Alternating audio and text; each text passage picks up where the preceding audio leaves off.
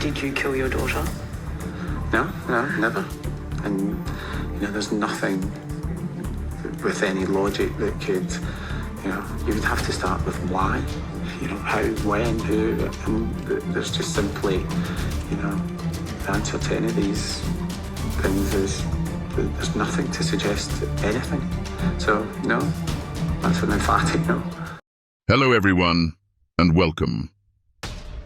As a seasoned crime analyst and storyteller, I'm here to unravel the complex details of true crime cases and present them in a way that's both engaging and easy to understand. Today, we're diving deep into the latest developments in the Madeleine McCann case. Before we start analyzing the case, please comment and tell me where you are from. I will read it all and spread this video to the world. A cordoned-off area with traffic cones, rescue workers, and policemen working around the clock. The sound of shovels broke the morning silence. They were in forensic suits, carefully digging into a small garden just a few feet from where it all began. Their faces were expressionless as they rummaged through the dirt, searching for answers to a question that has haunted the world for more than 16 years. What happened to Madeleine McCann? This is not just an unsolved case. This is an investigation that will never end. The mystery has cost millions of dollars and countless hours of police work in many countries. And now the authorities are back where it all began, digging in a place that might, just might, hold the secret to what happened that fateful night in May 2007. You may remember the media frenzy that followed, the headlines that dominated the months, the countless theories that emerged in the years that followed. The case touched something primal in us, the fear of a child gone missing without explanation. Portuguese Praia da Luz. The name means beach of light. But for the McCann family, this picturesque resort town on Portugal's Algarve coast became the epicenter of their darkest nightmare. The Ocean Club resort where they were staying was not a rundown motel, but an upscale family destination where parents felt safe enough to leave their sleeping children in locked apartments while they dined nearby. Apartment 5A was located at the edge of the resort complex, its backyard facing the public street rather than the protected pool area, a detail that would prove crucial later on. The apartment had multiple entrances, sliding glass doors that opened onto a courtyard, a front door that led to the resort's interior, and windows that, according to conflicting reports, may or may not have been securely locked that night. The resort itself was a maze of identical whitewashed buildings, swimming pools, and manicured gardens. During peak season, hundreds of tourists from all over Europe would congregate here, creating a constant stream of strangers coming and going. The perfect environment for someone to disappear without a trace. And she did.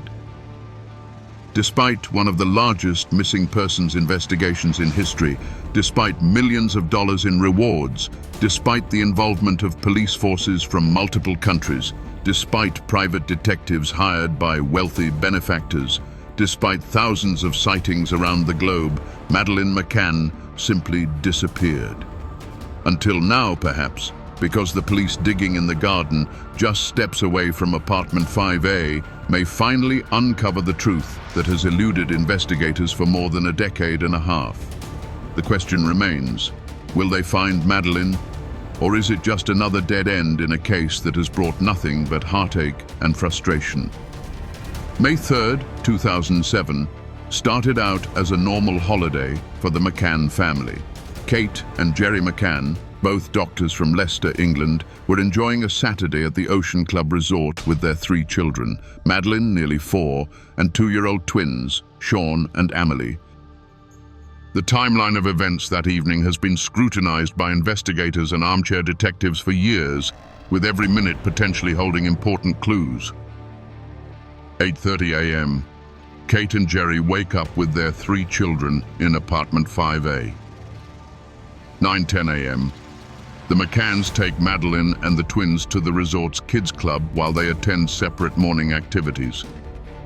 12:30 p.m. They pick up the children and return to the apartment for lunch. 3:30 p.m.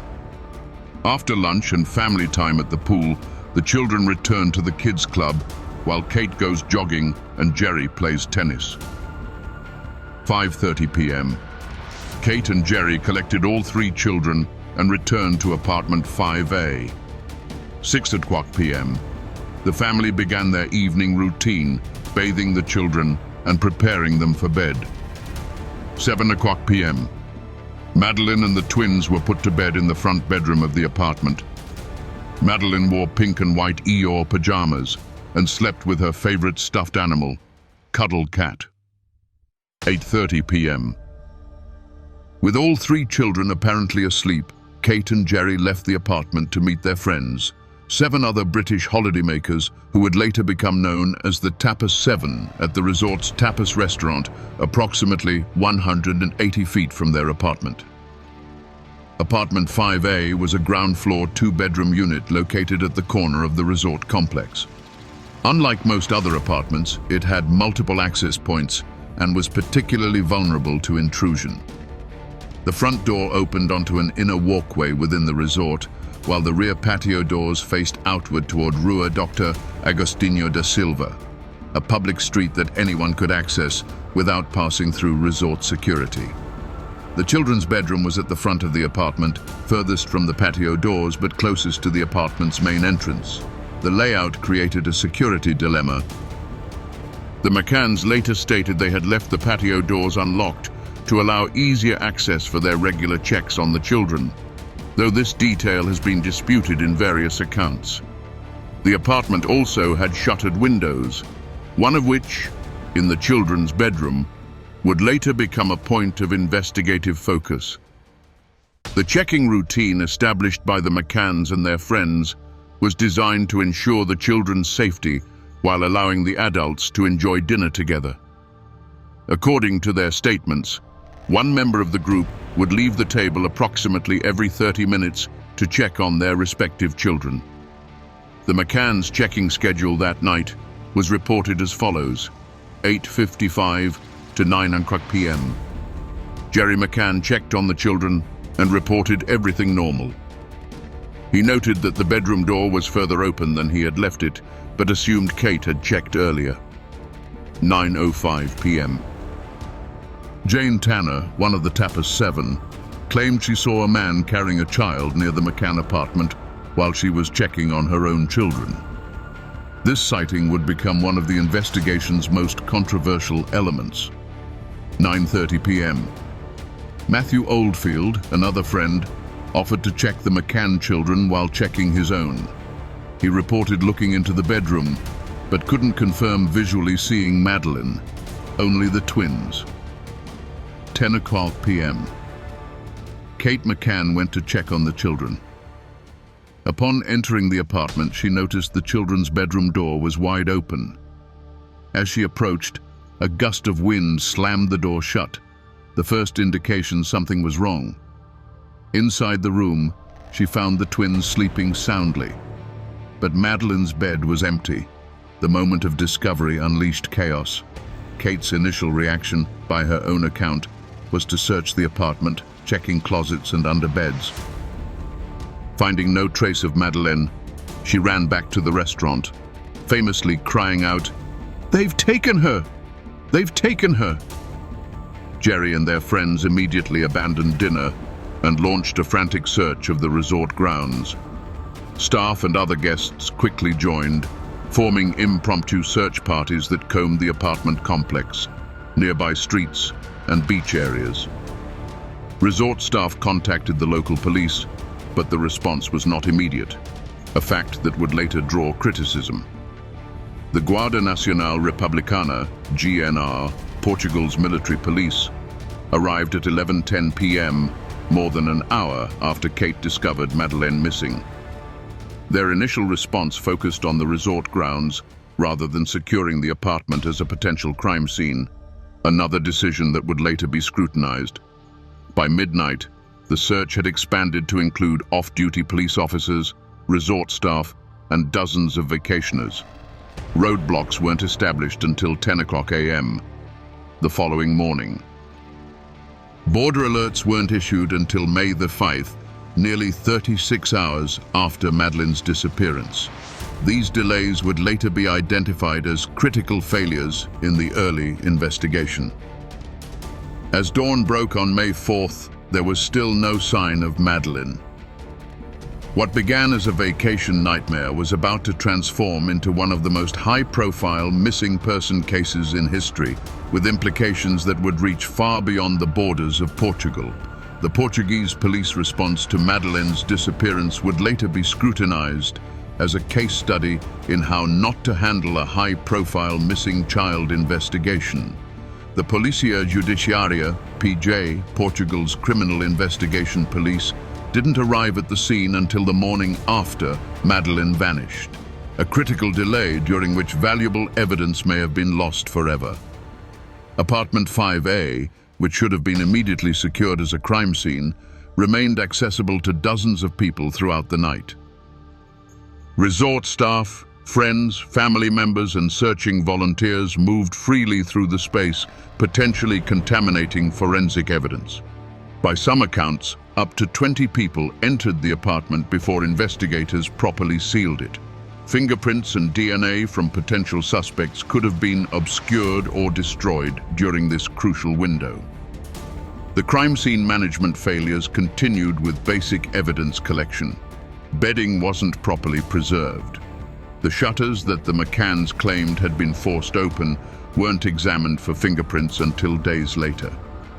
Security camera footage from nearby businesses wasn't promptly collected, and some was automatically deleted before investigators requested it. Perhaps most damaging was the failure to immediately alert border control. Portugal's proximity to Spain meant that a kidnapper could have crossed international borders within hours. The alert wasn't issued until nearly 36 hours after Madeleine disappeared, an eternity in abduction cases where the first 24 hours are considered critical. Leading the investigation was Gonçalo Amaral, a local PJ inspector who would become a controversial figure in the case. Amaral's team faced significant challenges beyond the compromised crime scene. They lacked experience with international child abduction cases, had limited resources for a case of this magnitude, and faced language barriers when interviewing British witnesses. While Portuguese authorities struggled with the investigation's fundamentals, a media storm unlike anything Portugal had ever seen was brewing. Within days, Praia da Luz transformed from a quiet resort town to the epicenter of a global news phenomenon. British tabloids dispatched their top reporters to the Algarve. Television crews from across Europe and America set up camp outside the Ocean Club. The McCanns, initially advised to maintain a low profile by Portuguese authorities, soon reversed course and launched a media campaign to find their daughter. On May 14th, just 11 days after Madeleine's disappearance, British businessman Stephen Wyard offered a $1 million reward for information. Other celebrities and business figures followed suit, with the reward eventually reaching $2.5 million.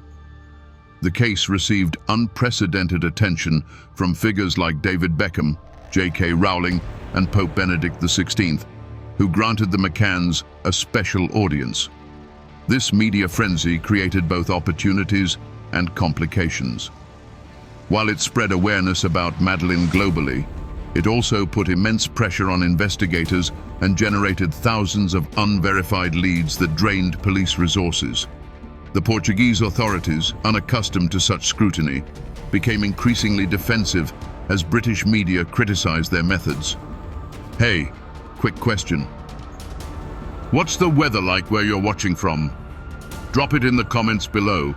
I'm always curious about where our criminal instinct community is tuning in from. Now back to this baffling case.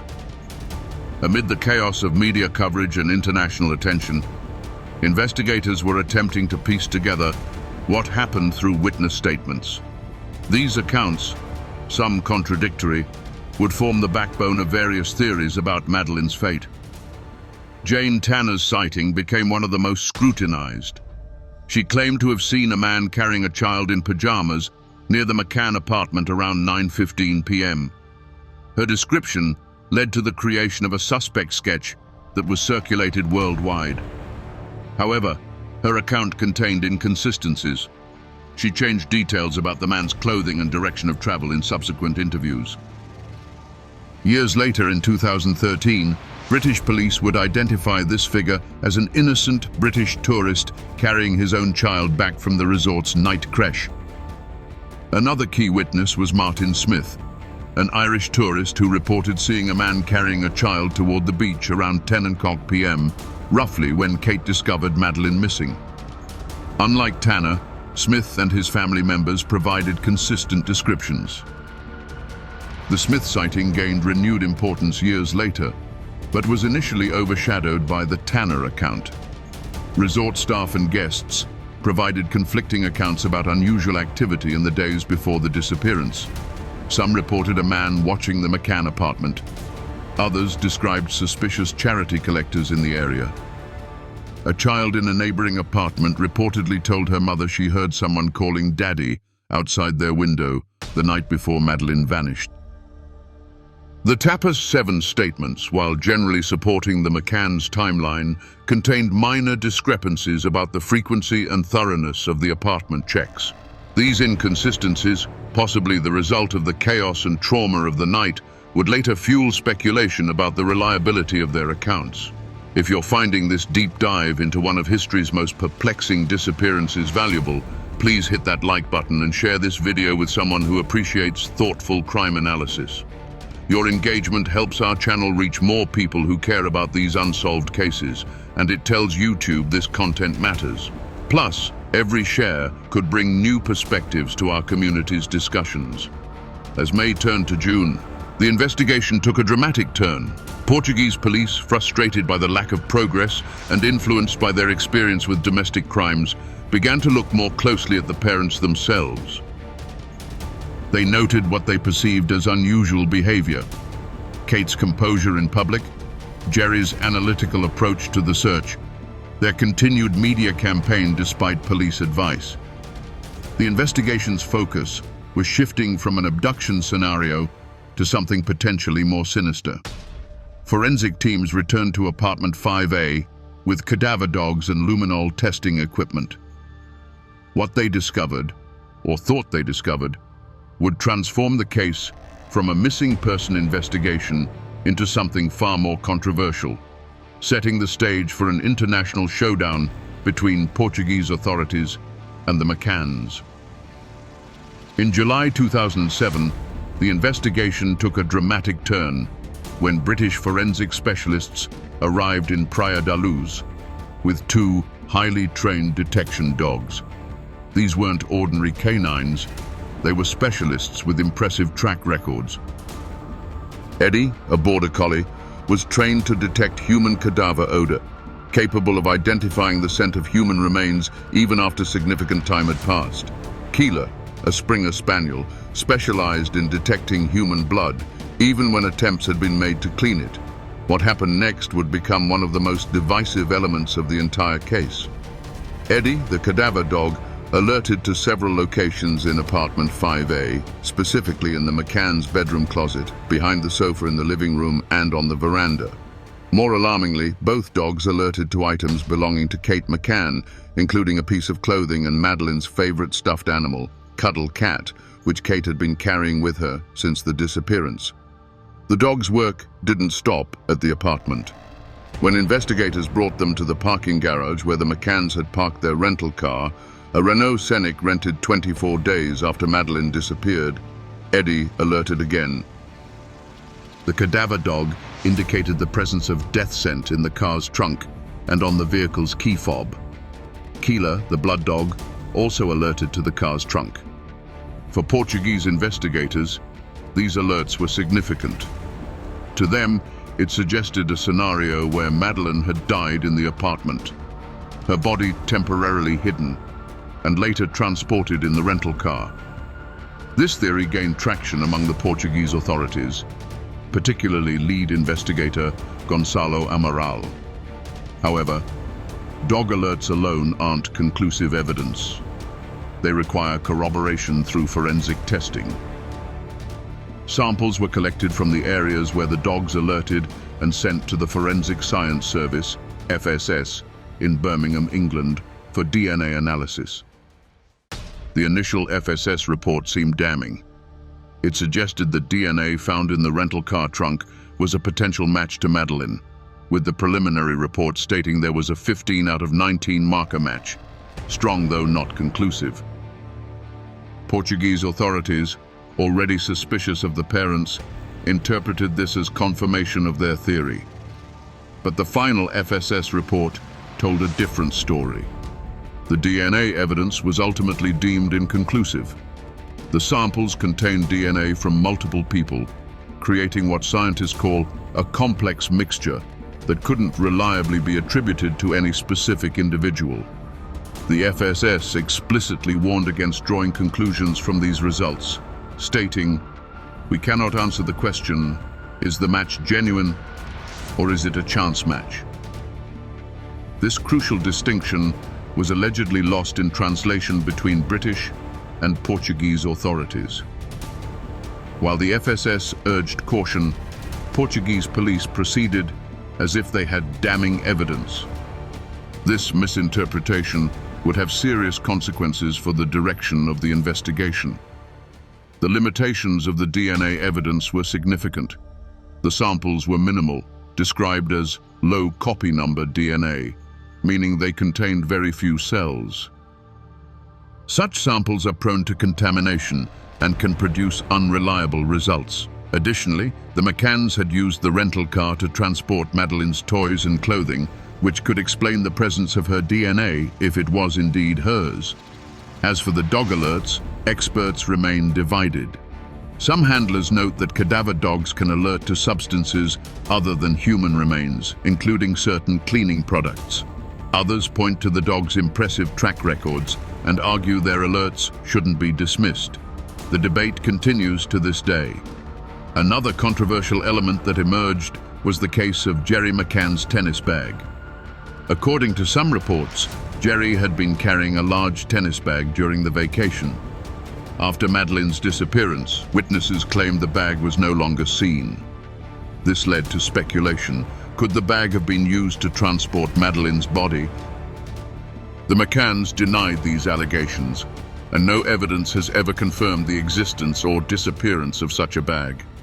Yet, it remains a persistent theory among case followers. Hey, I'm curious. What time is it where you're watching from? Drop it in the comments below. It's always fascinating to see our global community tuning in from different time zones to explore these mysteries together.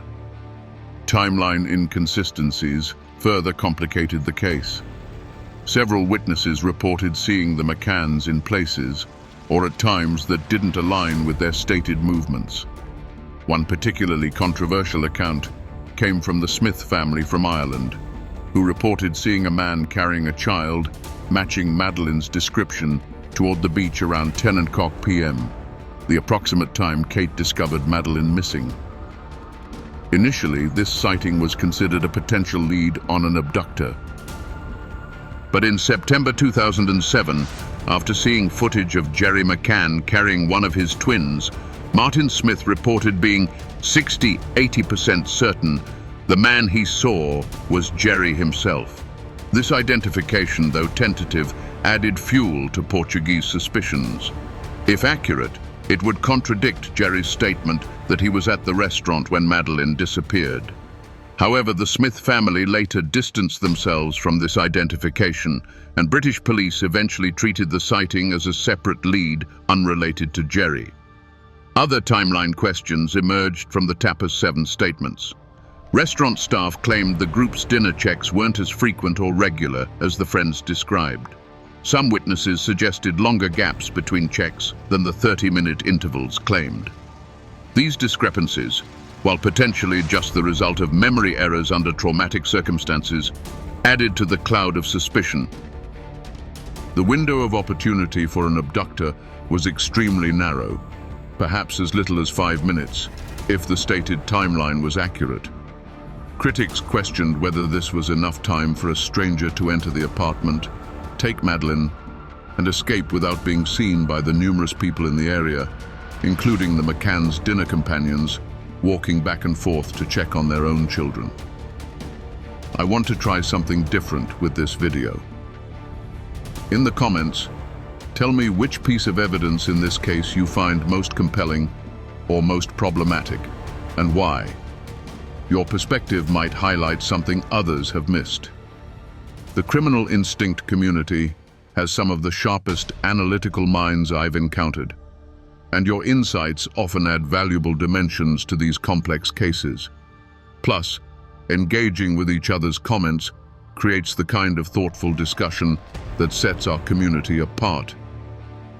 By August 2007, based largely on the dog alerts, DNA misinterpretations, and timeline questions, Portuguese authorities made a fateful decision.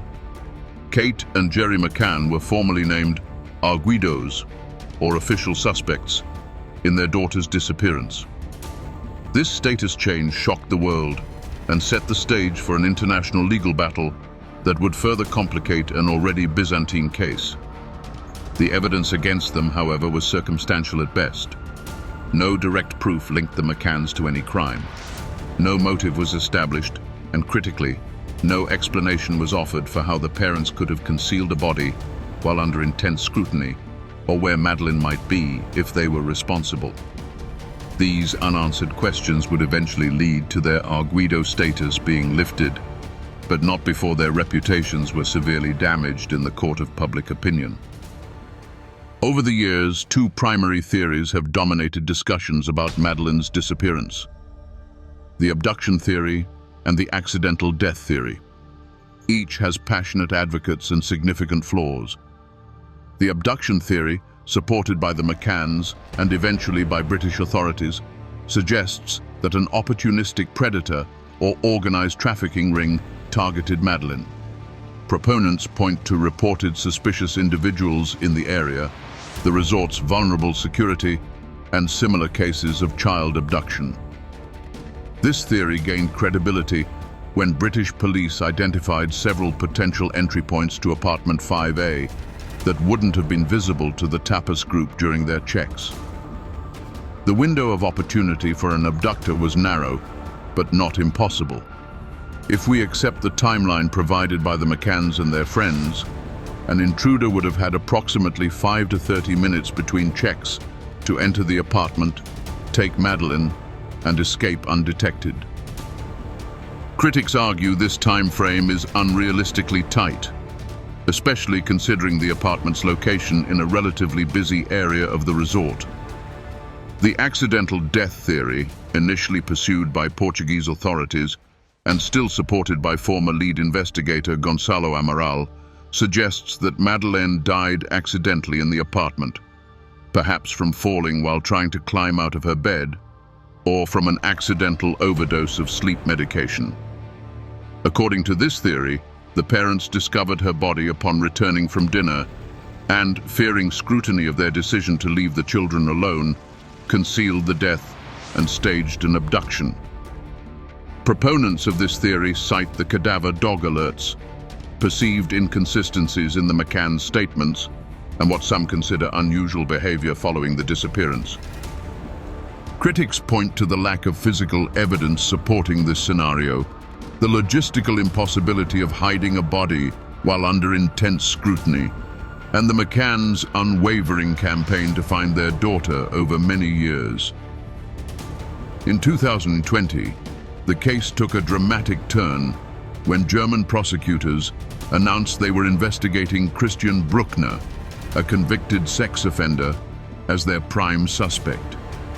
Bruckner, a German national with a lengthy criminal record, lived in the Algarve between 1995 and 2007, including periods in a house just a few kilometers from the Ocean Club resort.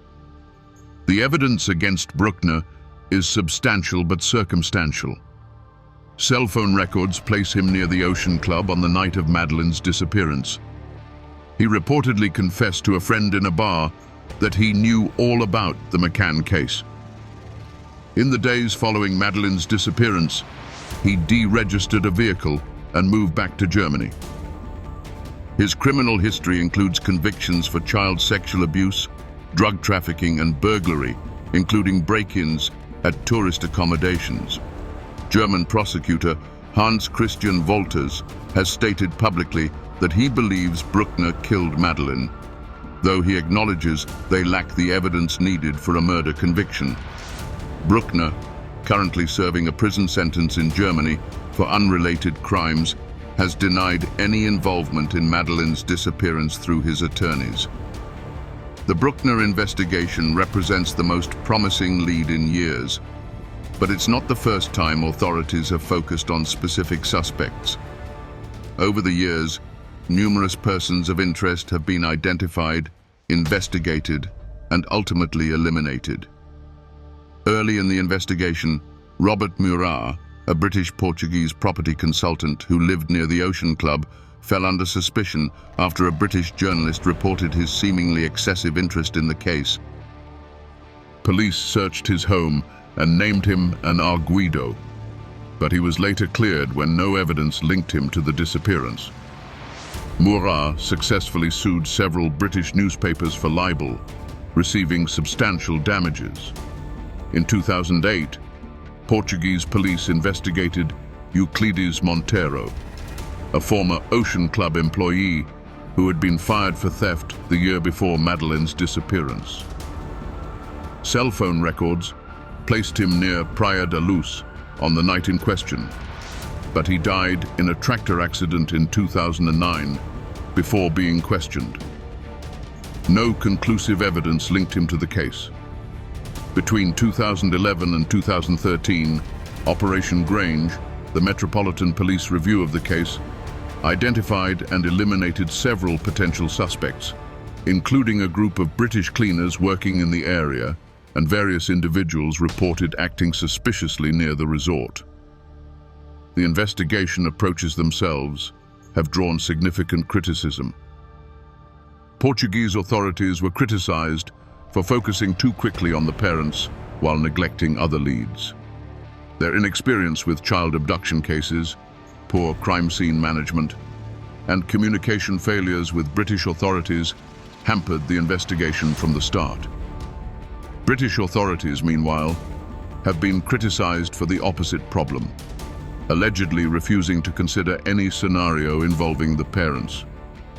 Operation Grange, launched in 2011 at the request of then Prime Minister David Cameron, explicitly stated it would treat the case as if it were a UK crime, an approach some viewed as diplomatic code for focusing exclusively on abduction theories. The result has been a fragmented investigation, with Portuguese, British, and German authorities sometimes working at cross purposes, following different theories, and occasionally engaging in public disagreements about the case's direction. Which theory makes the most sense to you, and why? The abduction by a predator like Bruckner, an accident followed by a cover-up, or something else entirely. This case has divided experts and amateur sleuths alike, and your perspective might highlight aspects others have overlooked. Share your thoughts in the comments. I read them all, and I'm genuinely interested in your analysis. The tragedy of the Madeleine McCann case isn't just the disappearance of a young girl, but also how the investigation itself became a cautionary tale of international police cooperation failures, media influence on criminal investigations, and how preconceived theories can shape the collection and interpretation of evidence. As we approach the latest developments in the Garden search, these past investigative missteps provide crucial context for understanding why, after all these years, we still don't have definitive answers. In May 2023, Portuguese authorities, working in coordination with German prosecutors and British police, returned to Praia da Luz for a new search operation that captured international headlines. The focus: a remote reservoir about 30 miles from the Ocean Club resort, and more recently, a garden area just steps away from apartment 5A. This latest search wasn't random. It was reportedly triggered by photographs showing Christian Bruckner at the reservoir, locally known as Barragem do Arade. According to sources close to the investigation, Bruckner referred to the location as his little paradise and frequently camped there during his time in Portugal. German prosecutors, who maintain they have concrete evidence that Madeleine is dead, authorized the search based on specific intelligence. The reservoir search lasted 3 days and involved specialized teams using dogs, divers, and ground-penetrating radar. Investigators collected soil samples and several items described as relevant materials, though authorities have not disclosed what these items were or their potential significance to the case. The reservoir's water level was deliberately lowered to facilitate the search of areas normally submerged. More recently, attention shifted back to the Ocean Club itself, with investigators focusing on a small garden area near apartment 5A. This search appears connected to information developed through the Bruckner investigation, though officials have been tight-lipped about specific findings. Forensic teams were observed collecting soil samples and using specialized equipment to examine the ground for disturbances. What makes this garden search particularly significant is its proximity to where Madeleine disappeared. If evidence is found here, it would suggest Madeleine never left the immediate vicinity of the apartment, contradicting years of investigation focused on abduction scenarios involving transportation away from the resort. As of this recording, authorities have not announced any definitive findings from either search operation. German prosecutor Hans Christian Wolters has maintained his position that they believe Bruckner killed Madeleine, but acknowledge they still lack the crucial evidence needed to bring charges specifically for her disappearance and presumed death. The current status of the investigation remains active but fragmented. German authorities continue to build their case against Bruckner, focusing on his movements around Praia da Luz in May 2007 and statements he allegedly made to associates about knowing what happened to Madeleine. British police, through Operation Grange, maintained their own investigation, though with significantly reduced resources compared to its peak years. Portuguese authorities have technically closed and reopened their investigation several times, most recently cooperating with German requests for the reservoir and garden searches. Bruckner himself remains in prison in Germany, serving a 7-year sentence for the rape of a 72-year-old American woman in Praia da Luz, a crime committed in 2005 but not prosecuted until 2019 when new evidence emerged.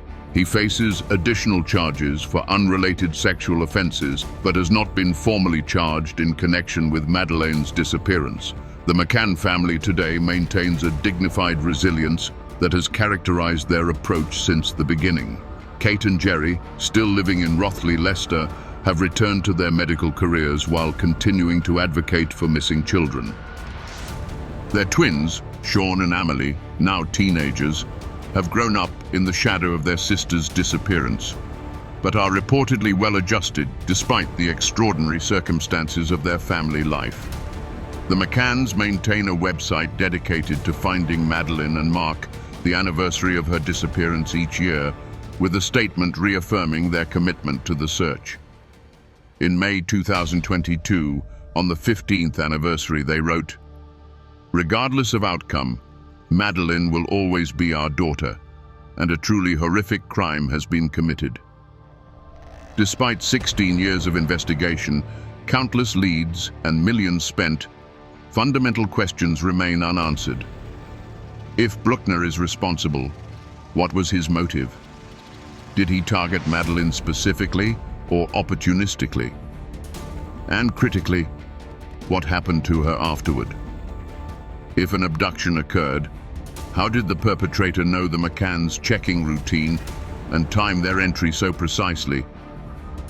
If the accident theory has merit, how could the McCanns have concealed evidence so completely while under intense scrutiny?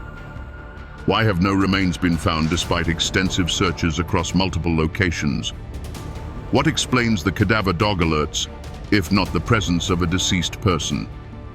The Madeleine McCann case has transcended a simple missing person investigation to become a cultural touchstone.